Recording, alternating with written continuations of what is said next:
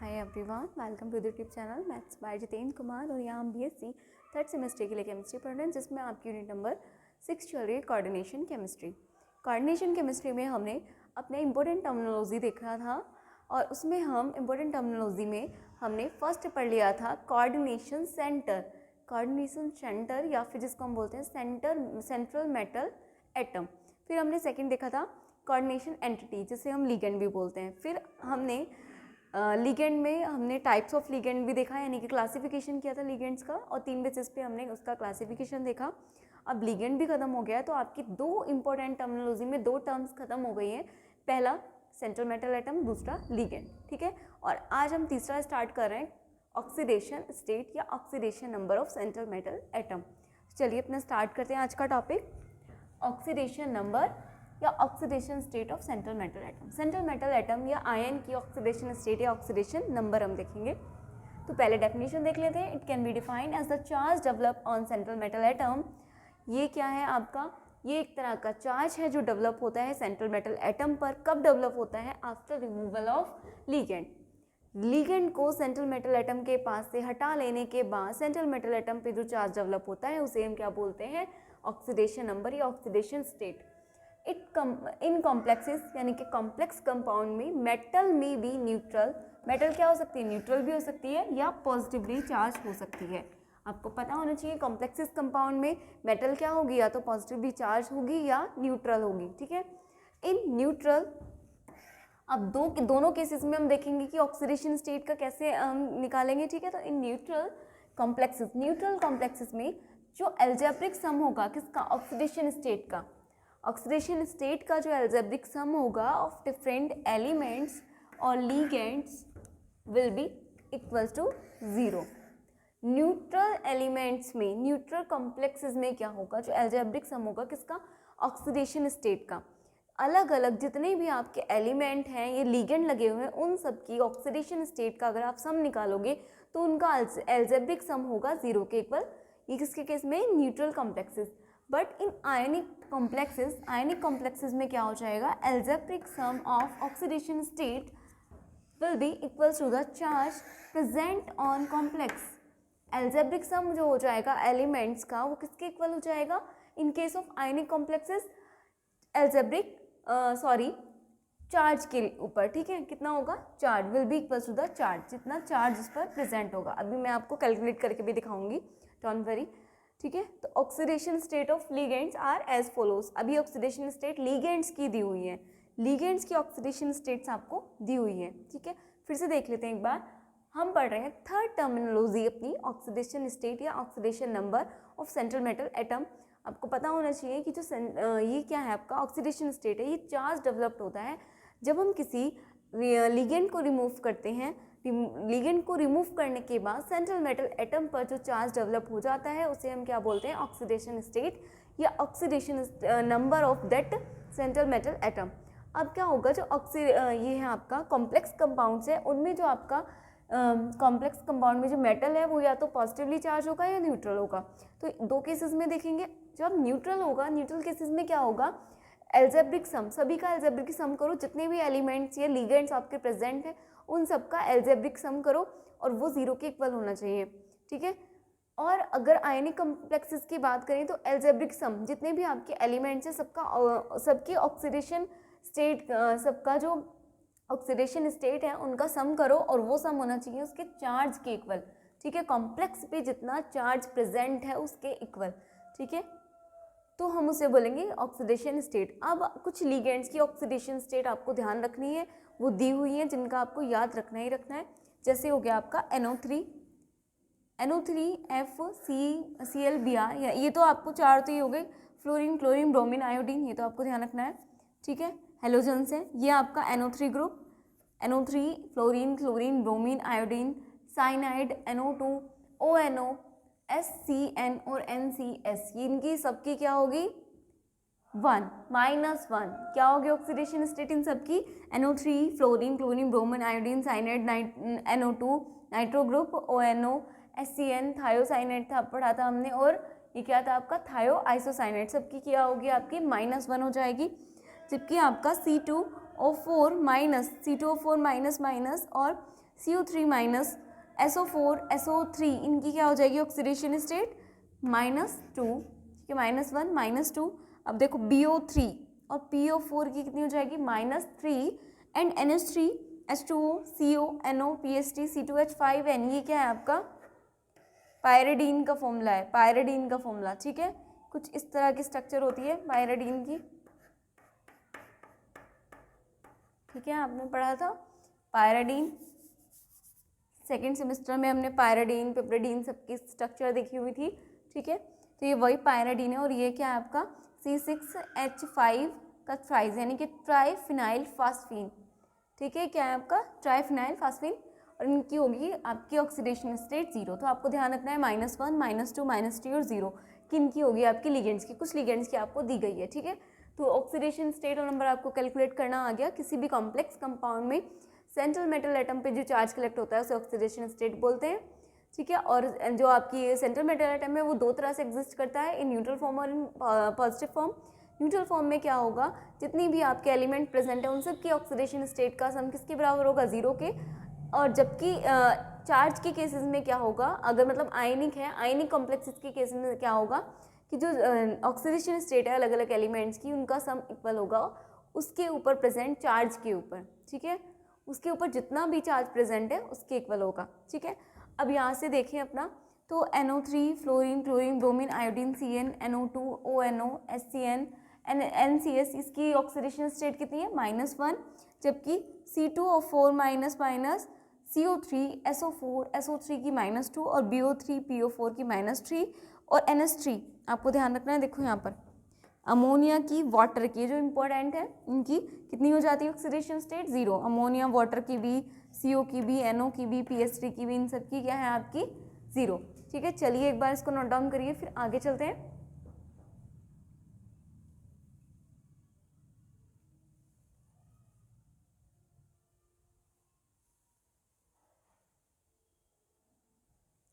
चलिए निकालना देखते हैं कॉम्प्लेक्सेस कंपाउंड या कोऑर्डिनेशन कंपाउंड्स में ऑक्सीडेशन स्टेट कैसे निकालते हैं।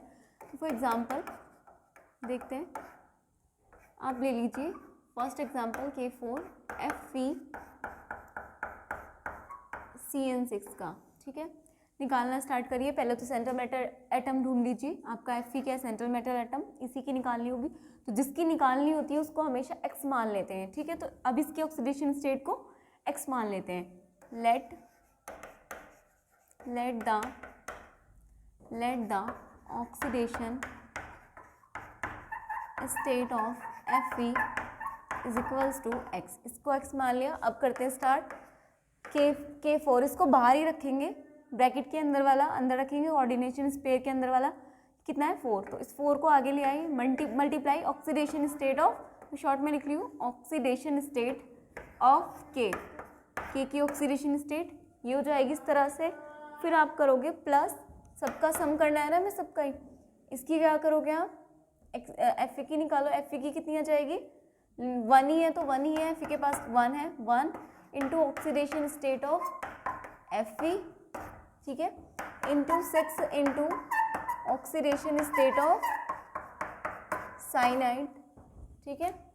यहाँ से देखो 4 है, 4 into oxidation state of K, plus करना है हमें, सम लेना होता है, प्लस इसके पास तो 1 ही है तो 1 into oxidation state of Fe into 6 into oxidation state of cyanide is equals to 0। 0 क्यों आया है, क्या यहाँ पर किसी भी तरह का चार्ज है, नहीं है। अगर यहाँ पे किसी भी तरह का चार्ज होता +1 +2 +3 -1 -2 -3 कुछ भी, तो आप उसके इक्वल रखते, लेकिन यहाँ पर क्या है 0, तो आपने क्या रखा 0 के इक्वल रखा, ठीक है। चलिए आगे स्टार्ट करते हैं।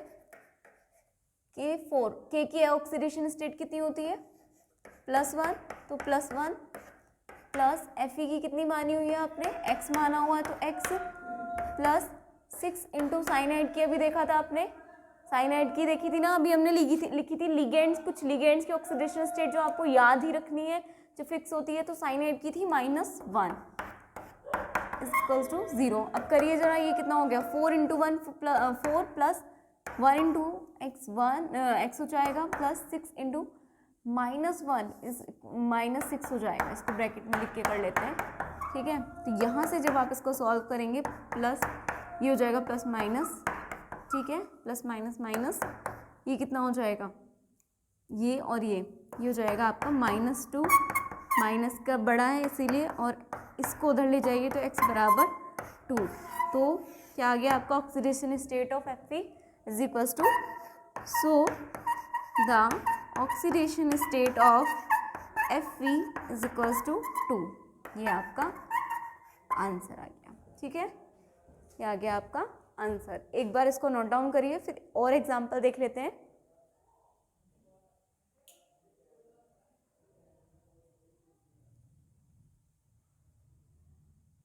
चलिए एक और एग्जांपल ले लेते हैं, एग्जांपल नंबर 2। तो एग्जांपल नंबर 2 में देखते हैं, ठीक है। एग्जांपल है आपका Cr NH3 का 5 Cl इंटू SO4। सॉरी ये ब्रैकेट ना यहाँ है, क्यों है यहाँ, क्योंकि ये तो आपके लीगेंड हो गए हैं, ठीक है, और ये क्या है आपका सेंट्रल मेटल एटम, और ये लीगेंड, ठीक है, और ये काउंटर आयन आपको बताया था, ठीक है, आपको स्ट्रक्चर के थ्रू बताया गया है, ये लीगेंड है, ये सेंट्रल मेटल एटम है, और ये काउंटर आयन है, ठीक है। तो चलिए हमें सेंट्रल मेटल एटम की निकालनी है, जिसकी निकालनी होती है ऑक्सीडेशन स्टेट, उसको x मान लेते हैं। तो लेट द ऑक्सीडेशन स्टेट, अब मैं शॉर्ट में लिख लेती हूँ, oxidation state of Cr chromium is equals to x, और अब क्या हो जाएगा 1 इंटू Cr एक ही है, oxidation state of Cr plus 5 है, ठीक है, तो कितना हो जाएगा 5 into oxidation state of ammonia plus Cl भी है, तो 1 into oxidation state of Cl plus 1 into oxidation state of SO4 is equals to 0। कोई चार्ज नहीं है किसी भी तरह का इस पर, तो 0, ठीक है। Cr की हमने 1 मानी ऑक्सीडेशन स्टेट, तो x हो जाएगा। इसकी ऑक्सीडेशन स्टेट अमोनिया की अभी मैंने आपको हाईलाइट करके भी बताया था, अमोनिया और वाटर की ऑक्सीडेशन स्टेट 0 होती है, तो 5 इंटू 0 प्लस इसकी कितनी थी Cl ऑफ, ये आप ध्यान करो, फ्लोरीन क्लोरीन ब्रोमीन की -1 ही थी, तो 1 इंटू -1, ठीक है, प्लस ये कितना हो जाएगा 1 इंटू SO4 की याद करिए -2, SO4 की -2 थी, और यहाँ पर हो जाएगा ये 0 के इक्वल। तो सॉल्व करें, ये जाएगा x प्लस 0 माइनस ये कितना हो जाएगा 1, ये होंगे ना -1 और माइनस बाहर आएगा तो -1 हो जाएगा, ये हो जाएगा -2 is equals to 0। So x, और ये कितना हो गया -3 बराबर 0, सो x बराबर कितना आ गया प्लस का 3, कितनी वैल्यू आ गई x की प्लस का 3। So the oxidation state of Cr is equals to 3, ठीक है, Cr की कितनी आ गई है 3, यही आपका आंसर था। आ रहा है आपको समझ, ठीक है, कोई चार्ज नहीं है इसलिए हमने 0 रख दिया, और आपको पता है कि क्या होगा इन न्यूट्रल कॉम्प्लेक्सेस, ये न्यूट्रल कॉम्प्लेक्सेस है, इसमें क्या होगा जितनी आपकी ऑक्सीडेशन स्टेट होगी वो क्या होगी, इन सब का सम होगी, अलग अलग एलिमेंट का सम होगी, और वो एल्जेब्रिक सम बराबर होगा 0 के इक्वल, ठीक है। तो हमने यहाँ से इसको इस तरह से सॉल्व किया, ठीक है। और भी एग्जाम्पल देखेंगे, पहले एक बार इसको नोट डाउन करिए।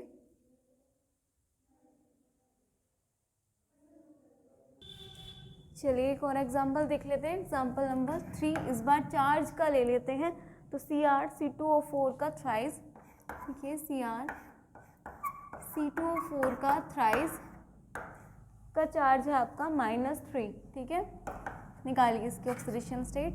तो आपको पता है ये तो आपका लीगेंड है, और ये क्या है आपका सेंट्रल मेटल एटम, ठीक है, इस बार चार्ज वाला है ये, ठीक है, न्यूट्रल नहीं है, आयनिक कॉम्प्लेक्स है, ठीक है, न्यूट्रल कॉम्प्लेक्स नहीं है, आयनिक कॉम्प्लेक्स है, लेकिन आपको निकालना है सेंट्रल मेटल एटम का, तो आपका कैसे क्या होगा, जिसका निकालना होता है उसको तो x ही मानते हैं, ठीक है। तो पहले इसकी ऑक्सीडेशन स्टेट को x मान लेते हैं। Let the oxidation state of Cr is equals to x, ठीक है, x हो गया। x हो गया। यहाँ पर क्या करेंगे अब 1 into oxidation state of Cr, ठीक है, 1 into oxidation state of Cr plus 3 into oxidation state of C2O4। ये क्या है आपका ऑक्सलेट आयन, ठीक है, ऑक्जेलिक एसिड भी बोलते हैं। ऑक्सलेट आयन ऑक्जेलिक एसिड से बना होता है इस तरह से, ठीक है। C2O4 है ये, C2O4 ऑक्सलेट आयन, ठीक है। और इस बार चार्ज के इक्वल है, तो आपने डेफिनेशन देखी है न्यूट्रल कॉम्प्लेक्सेस में तो अलग अलग एलिमेंट की ऑक्सीडेशन स्टेट का सम बराबर होता है 0 के, लेकिन इन आयनिक कॉम्प्लेक्सेस अलग अलग एलिमेंट की ऑक्सीडेशन स्टेट का सम बराबर होता है उस चार्ज के जो चार्ज उसमें प्रेजेंट है। इस बार कितना चार्ज है -3, तो क्या हो जाएगा -3 इक्वल टू में क्या आ जाएगा -3। अब करिए इसका 1 इंटू इसकी ऑक्सीडेशन स्टेट x है, जब आप इसका करोगे तो 3 इंटू ये कितना है आएगा, C2O4 का याद करिए कितना आया था -2, -3 हो गया। इसको जब आप सॉल्व करोगे x हो गया, इधर करोगे तो माइनस के 3 2 6 हो जाएगा -3, ठीक है।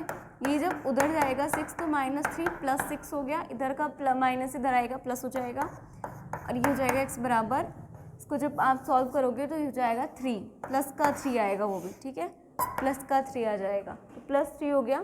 तो आप लिख सकते हो so the oxidation state of Cr is equals to कितना आ गया 3, आंसर, ठीक है। ये हो गया आपका आंसर। इसी तरह आप और भी प्रैक्टिस करिएगा, ठीक है। हम इतने एग्जाम्पल रखते हैं, आपको पता है अब जो भी चार्ज हो, चार्ज वाला भी कर सकते हो, न्यूट्रल वाला भी कर सकते हो, ठीक है। चलिए अब ये तो हो गया आपका थर्ड। फर्स्ट था आपका कौन सा, सेंट्रल मेटल एटम, दूसरा था लिगेंड, तीसरा था ऑक्सीडेशन स्टेट। अब चलते हैं फोर्थ टर्मिनोलॉजी की तरफ अपनी। फोर्थ हमारी जो इम्पोर्टेंट टर्मिनोलॉजी है वो कौन सी है आपकी, कोऑर्डिनेशन नंबर, उसकी तरफ चलते हैं। इसको एक बार नोट डाउन करिए। चलिए वो आपने नोट डाउन कर लिए होंगे एग्जाम्पल, ये आपके कुछ होमवर्क हैं, सभी इनको सॉल्व करिएगा और अपने आंसर बताइएगा, फिर मैं इनके करेक्ट आंसर आपको बताऊंगी, ठीक है। जो कर पा रहे हैं बहुत अच्छी बात है, नहीं कर पा रहा तो प्रैक्टिस करिए, ठीक है। ये -2 है और इस पर कोई चार्ज नहीं है लास्ट वाले पर आपका, ठीक है।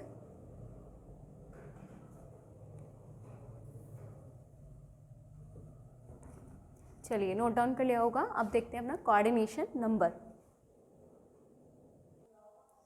चलिए तो अपनी फोर्थ टर्मिनोलॉजी स्टार्ट करते हैं, कोऑर्डिनेशन नंबर। कोऑर्डिनेशन नंबर या इसको शॉर्ट में बोलते हैं CN। तो चलिए स्टार्ट करते हैं।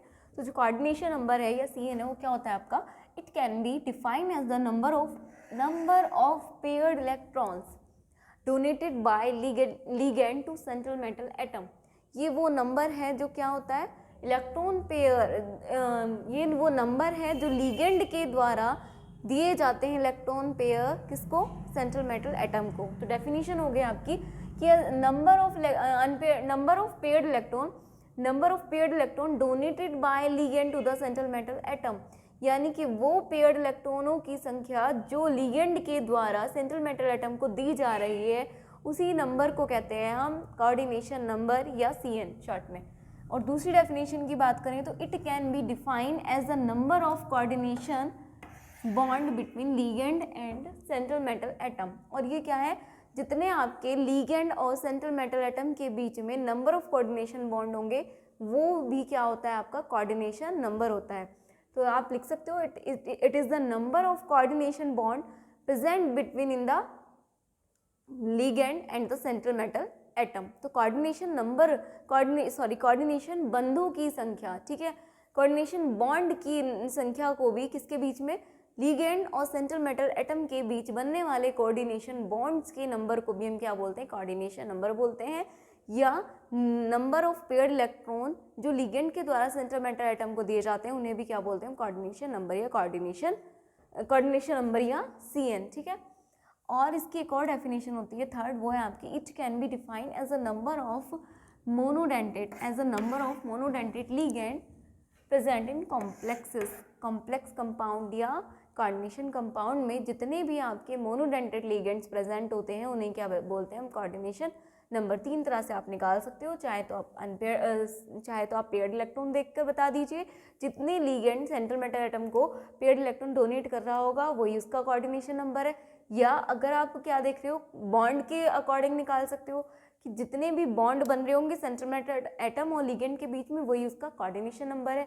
तीसरा आप कैसे निकाल सकते हो, जितने भी कॉम्प्लेक्स कंपाउंड में मोनोडेंटेड लिगेंड प्रेजेंट है उन्हें क्या बोल दोगे आप, कोऑर्डिनेशन नंबर। तो आप 3 तरह से निकाल सकते हो, according on the basis of monodentate ligand देखकर, और मोनोडेंटेड लिगेंड नहीं प्रेजेंट है तो आप पेयर्ड इलेक्ट्रॉन्स देखकर भी निकाल सकते हैं, और पेयर्ड इलेक्ट्रॉन भी नहीं तो कैसे निकाल सकते हो, कोऑर्डिनेशन बॉन्ड के बेसिस पे। तो 3 तरह से आप निकाल सकते हो कोऑर्डिनेशन नंबर। ठीक है, ये क्यों ज़रूरी है वो भी देखेंगे, इसका एप्लीकेशन वाला पार्ट। उससे पहले इसकी एग्जाम्पल देखें कि निकालते कैसे हैं। को हमने डेफिनेशन तो देख लिया, तो एग्जाम्पल के थ्रू समझते हैं। इन CuNH3 का 4SO4 ये आपका एक कोई कोऑर्डिनेशन कंपाउंड है, जिसमें आपको पता है ये वाला क्या है आपका central metal atom, Cu central metal atom है, और NH3 का 4 ये क्या है आपका लीगेंड है, और ये तो काउंटर आयन है। ठीक है, ये लीगेंड है। तो आप देखो लीगेंड, देखो कितना लीगेंड है, मोनोडेंटेड लीगेंड है या बाई है, बाई होगा तो बाई के लिए काम नहीं करेगा, ये मोनोडेंटेड लिगेंड के अकॉर्डिंग ही डिसाइड करते हैं हम। तो आपको दिख रहा है एन के पास कितना है इलेक्ट्रॉन पेयर है, एक ही है, तो कोऑर्डिनेशन नंबर कितना हो गया इसका, 1 होगा एन का। ठीक है, NH3 के पास NH3 है आपका, ये आप यहाँ पे देखो NH3 है, NH3 के पास एक ही तो इलेक्ट्रॉन पेयर होता है, यही तो डोनेट कर सकता है, यही तो इसका कोऑर्डिनेशन नंबर होगा। ठीक है, तो ये क्या है आपके, इसके पास एक ही है, लेकिन 4 आ रहा है ब्रैकेट के बाहर, तो 1 × 4 = 4। तो कितनी हो गई इसकी कोऑर्डिनेशन नंबर, कितना हो गया इसका 4। ठीक है, इसी तरह आप देखो K4FeCN6 में ये क्या है आपका काउंटर आयन है, इसे तो लेना ही नहीं है हमें, तो ये कोऑर्डिनेशन स्फीयर से मतलब होता है ना। इसके अंदर ये क्या है आपका metal atom, central metal atom, और ये क्या है आपका, यही तो है आपका लीगेंड। ठीक है, और साइनाइड है, आपको पता है कितने एक इलेक्ट्रॉन पेयर दे सकता है, एन के पास एक ही होगा साइनाइड में, लेकिन 6 है ये पूरे, तो 1 × 1 साइनाइड 1 इलेक्ट्रॉन पेयर दे सकता है, तो 6 साइनाइड कितने देंगे, 1 × 6 इलेक्ट्रॉन पेयर, तो कितने हो गए यहाँ पे कोऑर्डिनेशन नंबर 6 हो गया। ठीक है, इसी तरह इसका 6 है। अब यहाँ पर देखो NH3 का 4 + 2, आपको पता है ये सेंट्रल मेटल एटम हो गया, तो यही हमारा क्या है लिगेंड है, हमें तो इसे ही देखना है।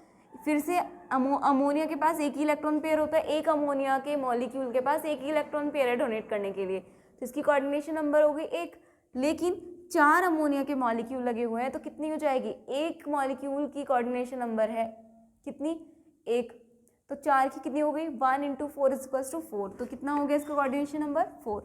इसी तरह अगर हम इसमें देखें, यहाँ पर थोड़ा समझने की ज़रूरत है, CO और EN का ट्राइस, EN क्या है, इथाइलिन डायमीन है इसका, EN का ट्राइस +3। ठीक है, +3 पे मत जाइए अभी, फिलहाल तो हम यहाँ पे चार्ज का कोई जिक्र ही नहीं है, चार्ज का सिर्फ ऑक्सीडेशन नंबर निकालने में हमने यूज़ किया है। यहाँ पर कभी कहीं चार्ज दिख रहा है किसी भी डेफिनेशन में तीनों में से, नहीं, तो चार्ज का इसका मतलब यूज़ नहीं है, तो हमें चार्ज को यूज़ करना ही नहीं है।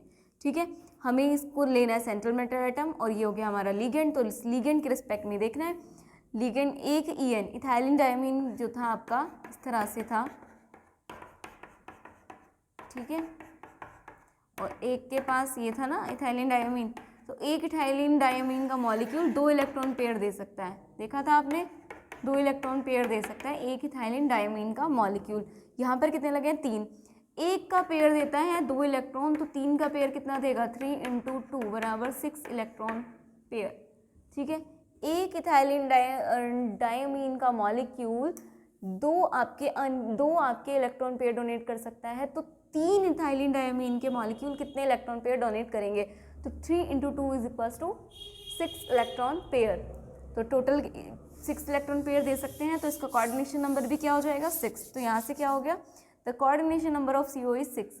और यहाँ से आप ऐसे भी कर सकते हो, क्योंकि इथाइलिन डायमीन क्या है आपका bidentate, because EN is the bidentate ligand है, वही तो है, बाइडेंटेड का मतलब है 2 इलेक्ट्रॉन पेयर डोनेट कर सकता है, तो 2 इलेक्ट्रॉन पेयर डोनेट कर सकते हैं एक मॉलिक्यूल, और मॉलिक्यूल कितने लगे 3, जब एक मॉलिक्यूल 2 इलेक्ट्रॉन पेयर डोनेट करेगा तो 3 मॉलिक्यूल कितने देंगे 3 × 2 = 6 इलेक्ट्रॉन पेयर, और 6 इलेक्ट्रॉन पेयर देने के कारण ही इसकी कोऑर्डिनेशन नंबर हो जाएगा 6। ठीक है, आई थिंक अब आपको क्लियर हो रहा होगा। ठीक है, एक बार इसको नोट डाउन करिए, फिर आगे चलते हैं।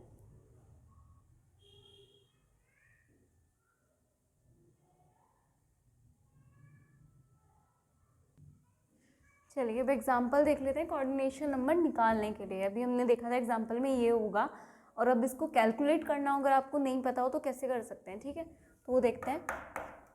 CO क्या है आपका?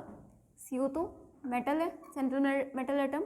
इसको तो हमें लेना नहीं है क्योंकि हमें तो लिगेंड से मतलब होता है। ये आपका काउंटर आयन हो गया, इसको भी नहीं लेना, हमें ये लेना है, ये लिगेंड है, ठीक है। तो लिगेंड के रिस्पेक्ट में लेना। ये देखो अमोनिया कितने इलेक्ट्रॉन पेयर डोनेट कर सकता है? 1, तो 1 देगा, लेकिन है कितने? 4, तो 4 हो जाएगा मल्टीप्लाई में, ठीक है। प्लस कितना हो जाएगा यहाँ पर?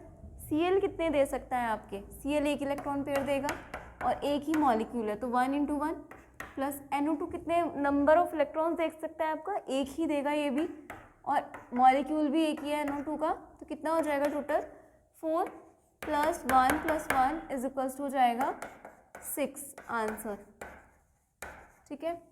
इसी तरह इसमें कैलकुलेट करें। CO आपका सेंट्रल मेटल एटम है और यहाँ पर काउंटर आयन है ही नहीं, ठीक है। चार्ज है, चार्ज से हमें कोई मतलब नहीं होता, ठीक है, चार्ज से मतलब नहीं है हमें। तो यहाँ पर देखो जरा, जब आप इस CO के लिए निकालोगे तो ये हो जाएगा, ये हो गया आपका H2O। H2O कितने आपके इलेक्ट्रॉन दे सकता है? एक ही इलेक्ट्रॉन पेयर दे सकता है और एक ही मॉलिक्यूल भी है, तो 1। ये क्या है आपका? मोनोडेंटेट है ना, 1 × 1। साइनाइड भी एक इलेक्ट्रॉन देगा, प्लस 1 × 1, एक ही मॉलिक्यूल और एक ही इलेक्ट्रॉन पेयर देगा। इथाइलिन डायमीन कितने दे सकता है आपके? 2 दे सकता है, और 2 आपके यहाँ पर मॉलिक्यूल भी है। एक इथाइलिन डायमीन का मॉलिक्यूल 2 आपके देता है इलेक्ट्रॉन पेयर, और 2 आपके मॉलिक्यूल है, तो कितने हो गए? 2 × 2 हो गए। ये कितना हो गया? 1 + 1 प्लस आएगा, सॉरी, प्लस कितना हो गया? 2 × 2 = 4, ये कितना आ गया? 6। तो कितना आंसर आया आपका? 6। इसका भी आ गया 6।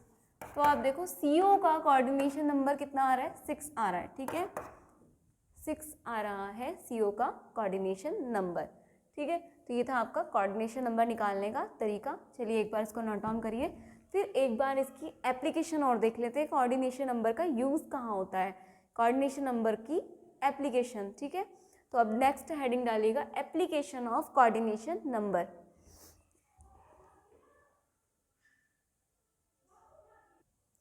चलिए तो एप्लीकेशन देख लेते हैं कोऑर्डिनेशन नंबर का। तो it is useful to find out the geometry of complex compound.